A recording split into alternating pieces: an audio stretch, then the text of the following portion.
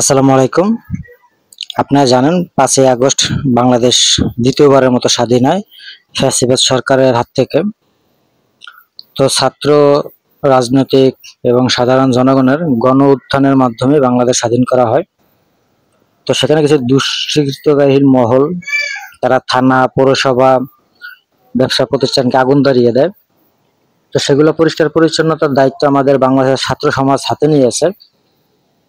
তো ছাত্র সমাজের অংশীদার হিসেবে বাংলাদেশের স্বেচ্ছাসেবী সংগঠনগুলো এই কার্যক্রমে অংশগ্রহণ করেছে। তো তারই ধারাবাহিকতায় বাংলাদেশ বন্ধুমহল সংগঠনও ছাত্রছাত্রী ভাইদের সাথে একাত্মমত পোষণ করে তাদের সাথে পরিষ্কার পরিচ্ছন্ন কাজে অংশগ্রহণ করেছে।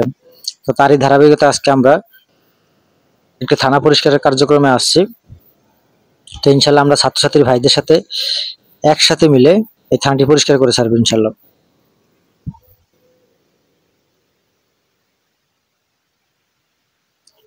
আসলে থানাটি যখন আগুন ধরা দেয়, এখানে আপনার সরকারি যত ডকুমেন্টস, তারপরে সরকারি যে রিভলভার, আসলে এগুলো দুষ্কৃতকারী মহল যারা আছে তারা এগুলো ছিনিয়ে নিয়ে যায়।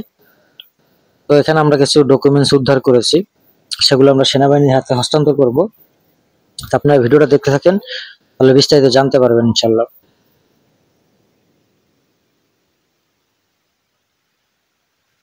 এবং ছাত্রছাত্রী ভাইদের সাথে আমরা আসলে টাইস যেগুলো ভাঙিয়ে গেছে বা নষ্ট হয়ে গেছে সেইগুলো আসলে পরিষ্কার করতেছি, এবং 3তলা ফ্লোর পর্যন্ত পরিষ্কার করা কমপ্লিট আমাদের।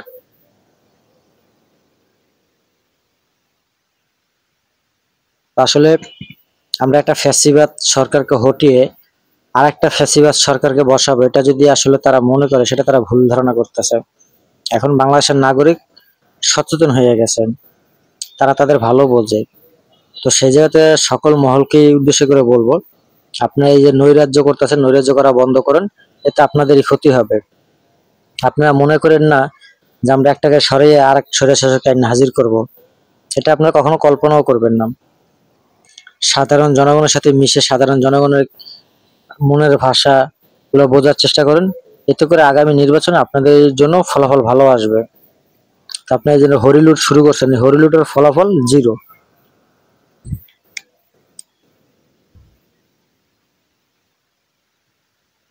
আপনারা অনেক সময় দেখছেন যে বাংলাদেশ বন্ধুমহল সংগঠন হতদরিদ্র মানুষের পাশে থাকে। তো আসলে বাংলাদেশ বন্ধুমহল সংগঠন বাংলাদেশের যে কোনো ক্লান্তি লগ্নেই দেশের স্বার্থে কাজ করতে জন্য প্রস্তুত। দেশের আপামরি জনতার কাছে বিশেষ করে অনুরোধ করবো, আমাদের জন্য দোয়া করবেন। আমরা যেন এইভাবেই দেশের যে কোনো সংকট মোকাবেলার জন্য আমরা প্রস্তুত থাকি। শুধু আমরা না, বাংলাদেশের 64 জেলায় যেসব স্বেচ্ছাসেবী সংগঠন আছে তারা তাদের জায়গা থেকে সর্বোচ্চ চেষ্টা করছে। কেউ ট্রাফিকের কাজ হাতে নিয়েছে, কেউ রাস্তা পরিষ্কার করছে, কেউ এলাকা পরিষ্কার করতেছে। আসলে সবাই সবার জায়গা থেকে চেষ্টা চালিয়ে যাচ্ছে।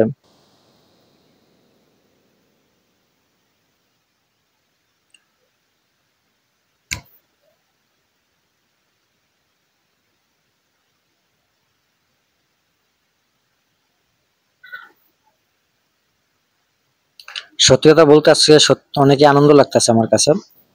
আসলে বাংলাদেশ বন্ধুমহল সংগঠনের পক্ষ থেকে সংগঠনের প্রতিষ্ঠাতা চেয়ারম্যান কাজী সাইদুল ইসলাম মায়া, আমি স্বয়ং এই কাজে অংশগ্রহণ করেছি।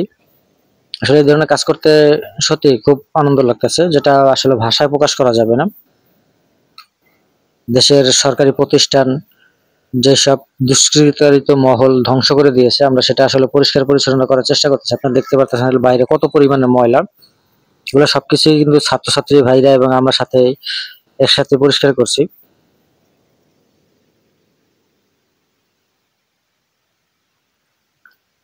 তো ইনশাল্লাহ আমি বিশ্বাস করি, ছাত্র হাতে যতদিন দেশ থাকবে সেই দেশ ধ্বংস করবে সে সাধ্য কারো নাই।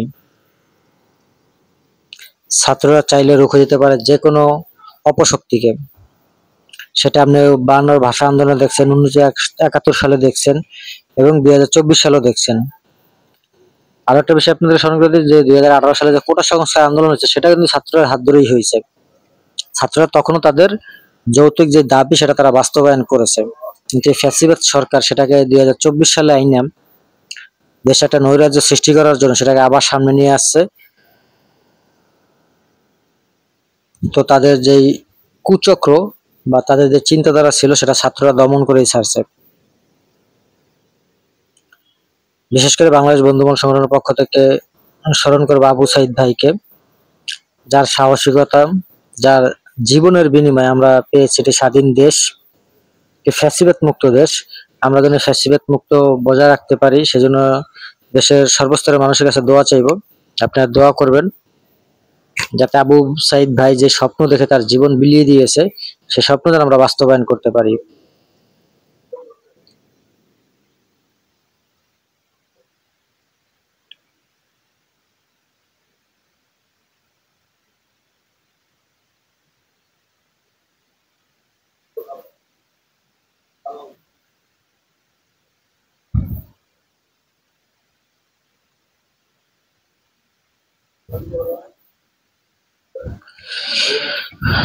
বাংলাদেশ বন্ধুমহল সংগঠনে যদি কেউ আর্থিক সহায়তা করতে চান, আমাদেরকে করতে পারেন। আমরা বিশ্বাসতার সাথে আপনাদের সেই পরিশ্রমের টাকা গরিব দুঃখী মানুষের হাতে নিয়ে হস্তান্তর করব।